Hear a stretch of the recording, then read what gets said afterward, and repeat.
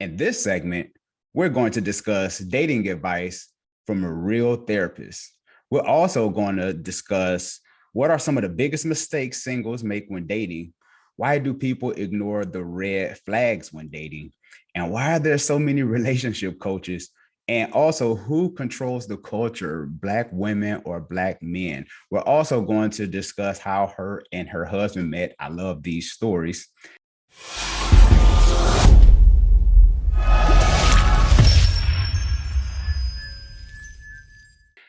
Our guest today is a renowned therapist, mental health advocate, best-selling author, and podcast host. Her podcast, which I listen to every week, Celeste the Therapist, which streams over 100 countries, focuses on ways to shift your mindset and change your thought process. She's also been mentioned on Fox Soul, Vice, The Washington Post, Bustle, Romper, Healthline, NBC News. I can go on and on and on.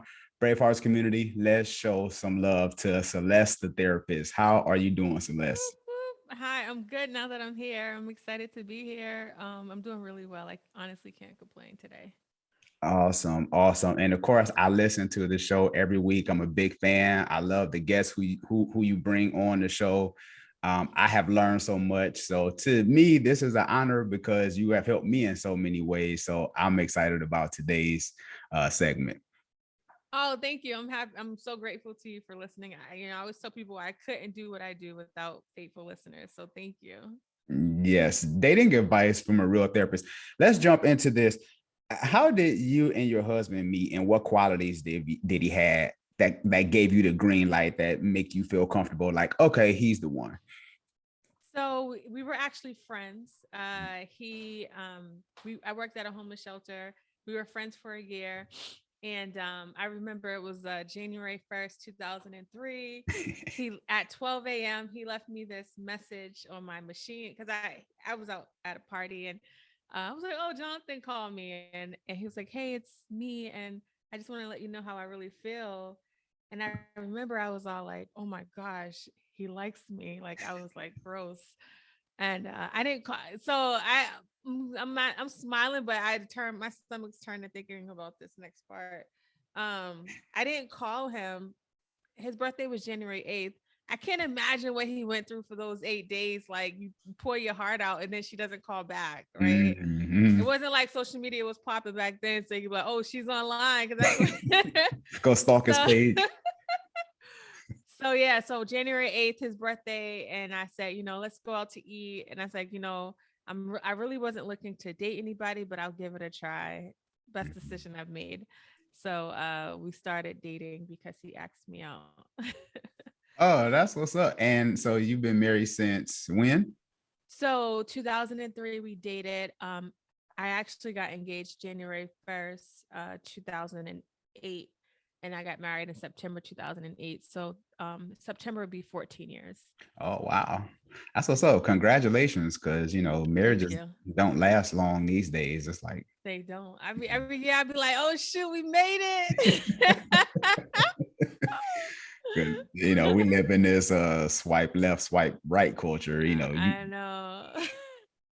When Yeah. I was dating, I mean, back in the day when I was younger, it was the party line was the dating app. I used to call the party line and like go into the private rooms. Like it was lit back in the day. I don't know what I would do with this new dating app stuff. Yeah, people that's like 30 and younger, they're probably like, what is she talking about? I know, never mind. Act like I didn't say that.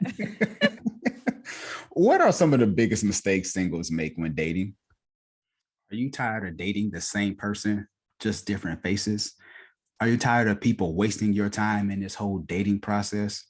Do you desire to marry one day? I created this 5-part video series entitled Dating Intentionally 5 Ways to Know They Are the One for You. You can get it now in the comment section below. You will see it is the number 5 ways to know podia.com. I created this 5-part video series with you in mind. Now let's get back into today's podcast episode.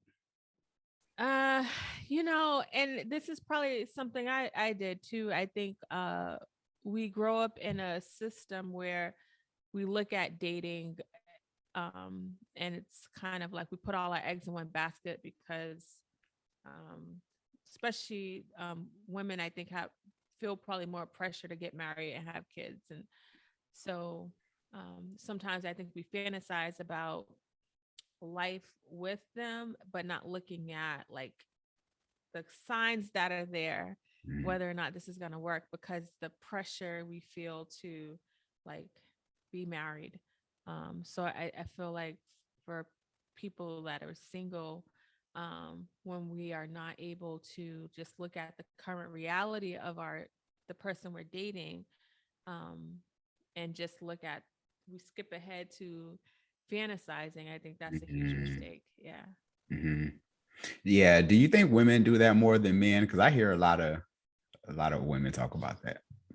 Yeah, I feel like women do it more than men. I think that there are more I mean, if we're talking about heterosexual relationships, Mhm. I think there's more opportunity for men than there are for women Mhm. at times.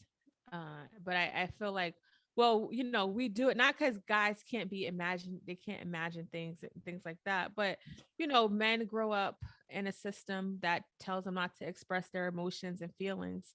Women, we grew up in a system that allows us to do it freely. So we have a lot. I feel like our imagination like flows a lot more because we have with so much emotions that could come up. And I think not that, I think men are think more logical, not because that's the way they were designed, but I think it's because of the way they have learned how to like operate in life. So Mhm. they can look at and know what they want before women do. But you know what I mean? Like I see it all the time where they'll be like with somebody but not really with them. Next thing you know, they're in this process to get married, and I'm talking to the women Mhm. and they don't understand how it happened. I think guys typically like are clear on what they is a negotiable or not negotiable for them Mhm. Mhm. more than women are at times. Mhm. Yeah, because there's sometimes I've heard this numerous times where women will say, I I saw him like this potential, right? Yes. And then he don't pan out into what you thought he was. And now it's like, now you upset. Yes, yes, yes. I see that a lot. But again, I think women, we feel a lot of pressure, more pressure than men, especially like the whole like having a child age stuff. Like men can continue to produce at any age. Um so I think it's a lot of societal pressures that sometimes puts us women in a fantasy mode when they're thinking about who they're with. Let me ask you this, because now this kind of off the top of the head.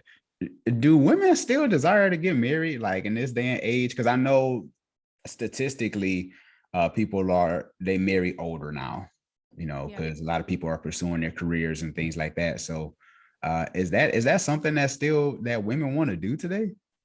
I feel like they do, but Mm, I also feel like, and this is the way I thought, and for people listening, and I also like, I talk to people for a living, so I hear people's thoughts. mhm, And I think that I know that when I was with my husband, getting married, I was married to the idea of marriage, of like what it's supposed to be, like this, like couple and these feelings and stuff, and quickly learned that it's not like about what it's supposed to be versus what it is. So I think like mm, the idea of marriage has this like connotation of stability, and you have this partner who's going to love you and adore you, mhm, but it doesn't talk about like all of the like aggravation, the like not putting your toothpaste away, like all the little intricacy stuff that goes on in a marriage.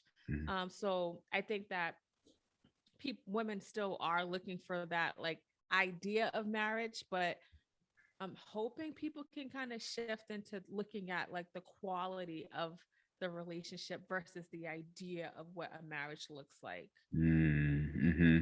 And I think some of that comes from maybe like mentorship. If you have somebody that's in Yeah. your life that can really help you see things, the ins and outs of marriage, Yep. opposed to just social media posts.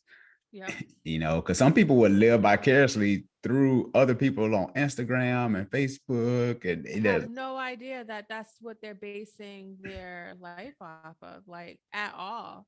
I see it too often, where people, and it's like you got to remember you're looking at a snapshot of somebody's life versus what happened before that snapshot and after. You're fantasizing your entire life off of a picture. Like Mhm, when you think about it like that, hopefully people can think like, damn, you're right. Like that's true, mhm, but unfortunately people aren't thinking deeply. We're just doing. mhm. Yeah, you can easily get caught up in it, and then be like, see something on Instagram, somebody says something, and then you like, I want a divorce because you don't do what they do. Right, right, right. Why can't I get the roses and stuff?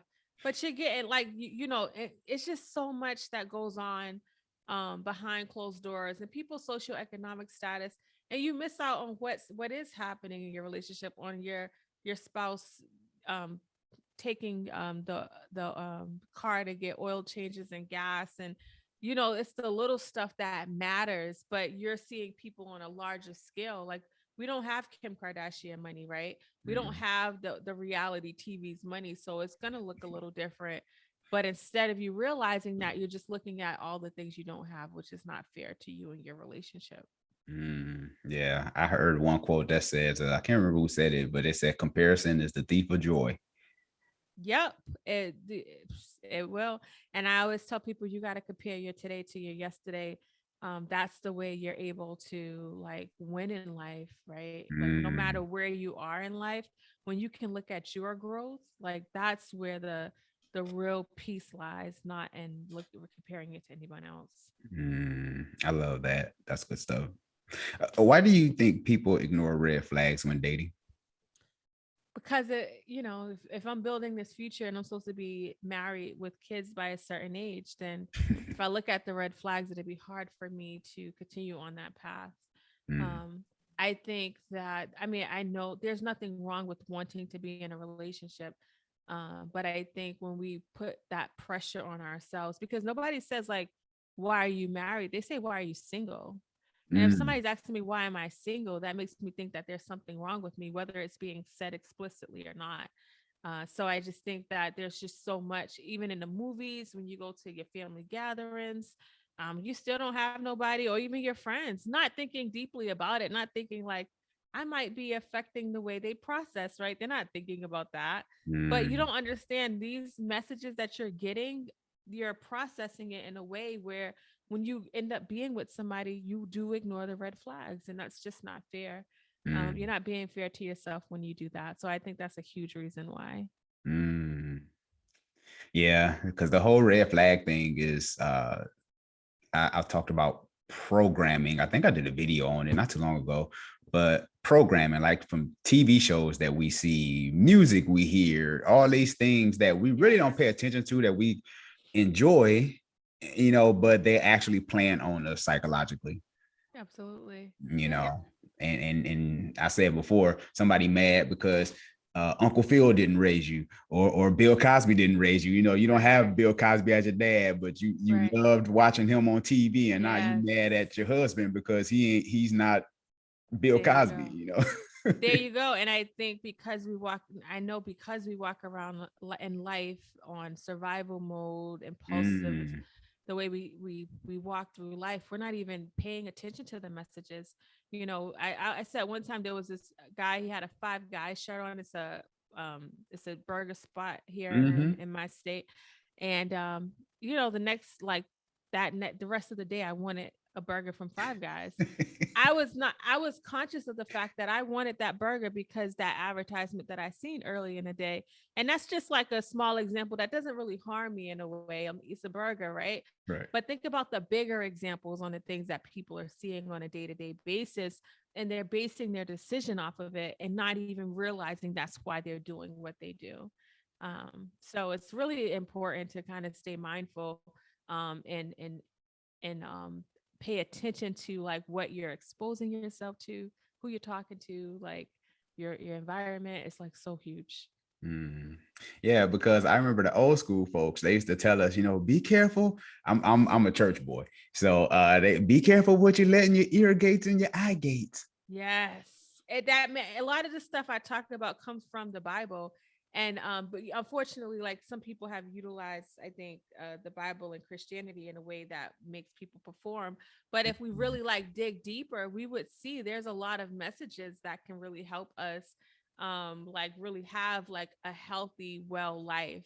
But being that, you're absolutely right, because I grew up in church. Being careful what you let in is so huge. We say it, but we don't understand how much it matters. It matters a lot. Yeah. Yeah, and now that I'm older, I'm like, oh, he knew what he was talking about. They did. They did. But we kind of play them because they older. Oh, you don't know Right. nothing. Right. So and now here I am, the old guy, and the younger people telling me I don't know nothing. Transparent moment, because growing up, grew up in the 90s, grew up in this hip hop era. We got gangster rap, we got booty shaking music, we got, these models and all this other stuff.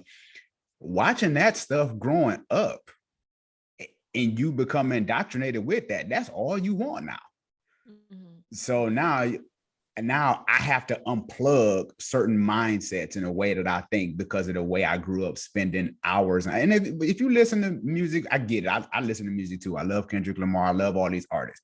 Yeah. But having to unlearn and deprogram takes years to get out of your system and know the difference between this is fantasy and this is reality. Because sometimes the lines can become blurred.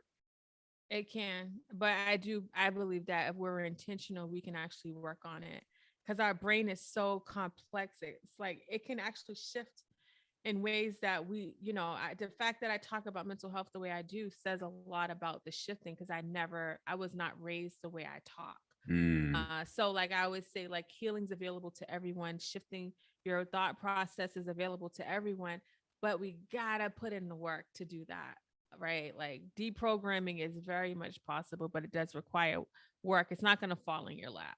Because healing is like this buzzword, right? We talk about healing, and that's the thing, not healing, but to a degree, healing hurts. Like healing, like to actually do the work and to be intentional. Yeah. I mean, like if anybody, I never had an injury, but I've been around people who's had like injuries to their legs and they had to go to physical therapy. The physical therapy and the stretches that they're asked to do after the session are to strengthen that leg, right? Or else it will become immobile, right? So like physically healing's hard, but we do it because we can see it. We want use of that leg. So we're going to go to physical therapy. But when it comes to our mindset and the things, especially if we're trying to like date and be in relationships, you can't keep seeking relationship when you are struggling yourself. You could, but I mean, I think you're going to build it on a rocky foundation. Being whole and healthy and trying to get into a relationship looks different than when you're not working on yourself individually. Yeah, because when you're coming from a healthy place, you automatically see dysfunction a mile away. You like, yeah, I don't want none of that. Because you're giving yourself healthy functionality, it'd be hard for you to accept anything less. When you're not doing it for yourself, it's easy for you to accept whatever you're not doing for yourself, which is why I'm like telling people, like, really work on you. Even when people are in these like toxic relationships and they're not ready to leave, I'm like, that's fine, but just work on you. You'll eventually have to leave because you won't be able to take it anymore. That's good. I never heard that one before. It sounds simple but profound, right? Yeah. It's one of those statements. Why are there so many relationship coaches? I heard this on the show before, and I was like, I have to ask Celeste this question. And do you think they're doing more help or hurt within the Black community?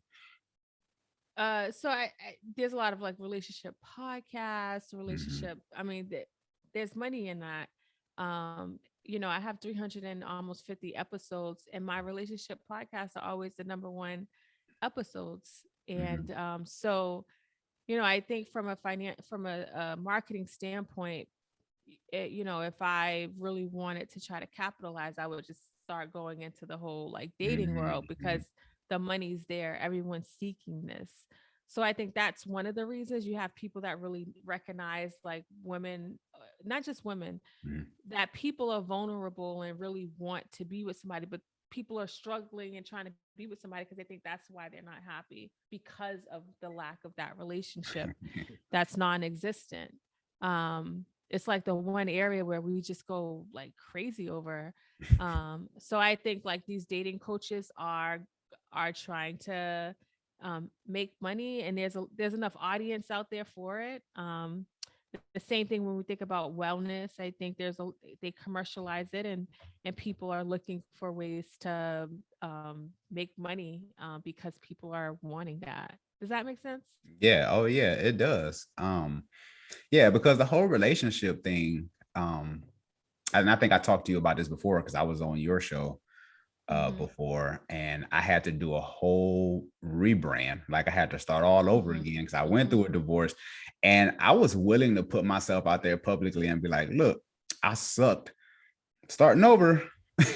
I've learned though, it took me 15 years to get it, but and then sometimes I think transparency is key. I think vulnerability is the Yeah. biggest part. I think if you kind of pull the curtain back on your personal life a little bit and let people Yeah. see that you just two flawed human beings trying to make this thing work, I think it helps take the pressure off some people sometimes. Mm-hmm, mm-hmm. Yeah, and I think relationship coaches and dating coaches are good, Hmm. but there's a lot because there's a lot of need for it. But I do think sometimes it becomes harmful when the coaches may have not done their healing or maybe coming at it from one perspective. Because everybody, what people want, like relationship wise, is going to look different. So but I feel like with coaches and stuff, they have more of a specialty. It depends on what that looks like. Um, but there's just a huge people are looking for that stuff. Hmm. Yeah, because it kind of seemed like the no shade or whatever, but it kind of seemed like the dysfunctional ones get the most, they get the bigger audiences. Well, the shock value, right? Mm, I'm I've grown slowly and steady over the years, but I've maintained my authenticity and who I am. mm, But if I wanted to do like a shock value, like where I make these like statements that whoa, like people go towards dysfunction because a lot of times like we live in a system of dysfunctionality, so mm, you're going to find less people kind of looking at straight healthy things, right? Reality TV gets a lot of hits. There's a lot of things where I'm like, there was even like Lozado, I think her name was. She mm. had a show and somebody, I never watched it, but they said it was healthy and like it was good, but it didn't take off. But when she was on a reality show, cussing and fighting and stuff, so I think that those people that do these like profound statements that are like, what are you talking about, people are running to that and talking about that, and and it fuels the fire so they can do it again and again. Yeah. Hmm. Yeah, it's kind of unfortunate because sometimes, but I realize too, even with social media, I realize when I weed out certain people, my timeline looks a lot different. Mm-hmm. Yes, You know, so true, so yeah, true. like your algorithm shifts according to what you look at. Uh-huh. Yep, it's so true. And so many people aren't aware that that's happening, right? I'm a big J. Cole fan, so and I've been gardening lately, so my feed is like J. Cole gardening, J. Cole gardening. But you're right. I'm big on curating like my feed, my literal feed in social media, and my mental feed, Hmm. which is why I'm able to like regurgitate and talk the way that I do, is because it's literally like in me. Hmm. Yeah, yeah. Shout out to J. Cole. I was on a podcast, I guess shameless plug. I was on a podcast a couple of weeks ago, and he does a lot of like hip hop stuff. And he asked me to jump on with him to do this J. Cole song. I think it's called Love Yours. Love Yours is my favorite song. Yeah. Yes. He was like, hey, let's do this breakdown, but let's kind of talk about it from a relationship perspective, kind of Uh-huh. thing. So that was fun, for me to be able to jump on because I'm a big hip hop fan. Oh yeah. So kind of bridging that in relationships. Oh yeah. That's a Shameless. lot of. It's funny because with Future, a lot of people, a lot of women who complain about toxic stuff, they like Future, but they say his words. I don't really listen to Future, but his words, they say you could tell he's been in a lot of pain. So it's so Mm, interesting with music and relationships, and how like you'll hear it in the lyrics of songs. Yeah, I'm really not like a big Future fan either, but there are people that love him, so obviously he has an audience. So yeah. Who controls the culture of Black relationships, men or women? Let me just use this as an example real quick. Sometimes, like I seen on Twitter the other day, somebody was talking about if women said, I like a man that's a clean shave. I don't like men with beards. Um, that's what I like. All of a sudden, all the men like, oh, I'm gonna cut off my beard because not, so do you think women have more control in that area or men? That's tough. That's And it's your really tough. opinion. I mean, it's yes. Yeah, yeah, no, I know. I think that, I think at the beginning, both are trying to like fit the mold of each other. Mhm. Uh, you know, I I don't know how to answer this because I see both sides of the control factor Mhm. happening. I do know like uh yeah, I just feel like because I feel like there's less men or less opportunity for women, so men I feel like would end up controlling it in Mm. a sense because of how much, you know how less of men there are out there. Mm. So maybe I'll go with men. I'll go with men. You go, man. Yeah. Okay, that's cool. I mean, and what you feel, because me personally, I think women control because whatever a woman might say, what is hot or what she likes, especially if it's somebody that's like a star or something like that. Say if it's a Kim Kardashian, or I don't know who's the it girl right now. I Well, don't. aren't women trying to like curate their bodies and stuff to fit a certain criteria like Mm-hmm. thing? So Mm-hmm. I see women doing a lot more adjustment than men. I feel Mm. like um I mean, That yeah, makes men sense. aren't really doing a lot of it. Women are doing a lot of adjustment to fit like the culture, like of what it's supposed to look like to be sexy. And Mm. they're not being happy with their bodies, their pouches, their like love handles, like their beautiful bodies. They're not like loving it. They're like hating it and Mm. thinking that's the reason why they don't have this relationship, or thinking that when they fix their bodies, you know, no shade to anybody that chooses that route, Of but course. and I'm not saying this is everybody that chooses that route, but I do know that women are like really break cutting up their bodies to like really fit this narrative, and they're so dope and beautiful and don't even see it. Yeah, and spend that money. Oh my God.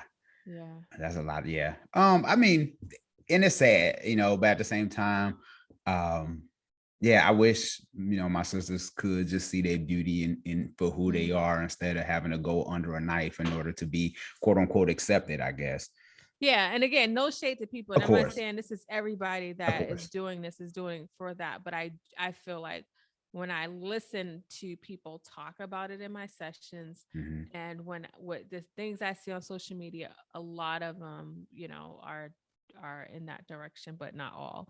And it's not I'm saying that there's anything wrong with it if you're already loving yourself and that's what you choose to do, but if you're doing it to love yourself, I feel like Mhm. that's not the move, because you're more than just your body. Yeah, Yeah. I agree. Well, Kendrick Lamar said, I'm so freaking tired of the Photoshop, I know. Again, the Yeah. curation, if we don't look at what we're looking at, we're gonna think like, damn, this is the way I don't look like this. Yeah, but they got 10 million filters on and Mm. a makeup team, you know? So Yeah, and imagine our young girls are looking at this at 10 or 11. They probably can't stand themselves because they ain't even developed yet, and they just like, right. Exactly. Like, baby, give it some time. Give it some time. yeah. So, uh, yeah, this has been a great segment. I had so much fun. Many more Yeah. time, so many other things I would like to discuss, but for the sake of time, I want to respect your time as well. But I do want to acknowledge you for being a voice in the community, in the culture for healthy relationships. So I appreciate all that you do. Want to acknowledge you for staying married, staying committed in your marriage, and knowing that long-lasting marriages does work, right? It does, yeah. And With work. yeah, with work, and I'm glad that you said that. And I want to acknowledge you also for promoting healthy relationships and overall mental health, period, because we need more people like you. You need a bigger platform, you need to be shouting from the rooftops because people Thank you. need that. I think the biggest issue with culture today is we don't have a balance. Yes. If you're doing dysfunction or whatever you do, if you're doing you, that's cool, Yep. but let's kind of balance that. Yes. At least you want to give people an option. Yeah, I mean, I love my cheeseburgers, but I also got to put some greens in there. You know what I'm saying? So everything is balanced. Yeah, right. And I think that's what we're missing. So yeah, I want to acknowledge you also for just continually doing what you're doing, and even with your practice and your business, and from the dope guests that you bring on the show, because I've been able to connect with them because of the people that you brought on your show. Oh, nice. Yeah. Nice. So just continue doing what you're doing. I appreciate you more than you know. Celeste, let the Brave Hearts community know how they can get in touch with you. Yeah. So first of all, thank you for having me in this dope podcast. I appreciate what you do. I think it's important. I think like it's rare to find people that are transparent and not talking at you, but like talking and working with you. I think that's important. So you can find me at Celeste Therapist everywhere. And check out my website, celestetherapist.com. Awesome. And then your podcast airs every week, right? Every Wednesday, you can find it on all platforms or YouTube. Okay, awesome. Well, Brave Hearts community, you heard it here. Make sure you connect with Celeste the Therapist. She's one of my favorites. And if she's one of my favorites, she should be one of your favorites too. Make sure that you all hit that subscribe button. Make sure that you share this with a friend, whether if it's through podcast or through YouTube. You never know who might need this, because a lot of times we're on social media. Sometimes folks be capping and they just really might need the help. You know what I'm saying? They look good on social media, but they might need this podcast on the low. So make sure you share that with a friend. This is Sean Heineman with special guests Celeste the Therapist. Take care, Brave Hearts community. Peace.